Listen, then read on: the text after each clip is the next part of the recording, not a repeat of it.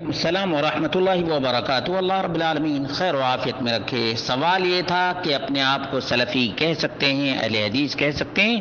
اس کا جواب پہلے بھی دیا جا چکا ہے۔ کسی کا نام لینے کی ضرورت نہیں ہے کہ نام صرف اور صرف تعارف کے لیے لیا جاتا ہے۔ نام کس لیے لیا جاتا ہے؟ پہچان کے لیے لیا جاتا ہے۔ جیسے نبی کریم صلی اللہ علیہ وسلم کے زمانے میں ابو بکر و عمر، طلحہ اور زبیر بھی تھے، اور ان سب کو جس طرح سے مسلم کہا جاتا تھا، مومن کہا جاتا تھا، اسی طرح سے مہاجر بھی کہا جاتا تھا۔ مہاجر پہچان کے لیے، صرف پہچان کے لیے۔ اور مدینہ کے لوگوں کو انصار کہا جاتا تھا، صرف اور صرف پہچان کے لیے۔ جب مہاجرین اور انصار بدر میں شریک ہو گئے تو ان کو بدری کہا جانے لگا۔ الصحابہ البدریون، یہ وہ صحابہ ہیں جو بدر میں شریک ہو چکے ہیں۔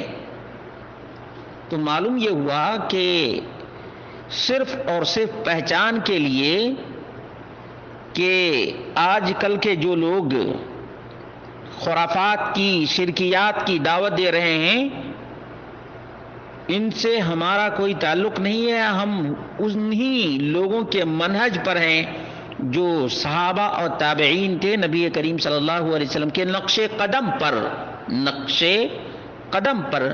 اس لیے یہ بار بار اعتراض کرنا کہ اہل حدیث نام رکھنا اور پھر سلفی کہنا غلط ہے، یہ سراسر بے بنیاد ہے اور نہ اس کی کوئی ضرورت ہے۔ اللہ رب العالمین کا فضل و کرم ہے، سال ہا سال ہو گئے اور کبھی اس بات کا اظہار نہیں کرتے کہ ہم کون ہیں، کیا ہیں، اسلام کا پیغام یہ ہے، لیکن اس کو بار بار اچھالنا یہ بالکل ہی اسلاف کے منہج سے دوری کی نشانی اور علامت ہے۔ اگر اسلاف کی طرف اپنی نسبت نہ کریں تو کیا آج کے فلاں اور فلاں مفکر کی طرف اپنی نسبت کرنی چاہیے؟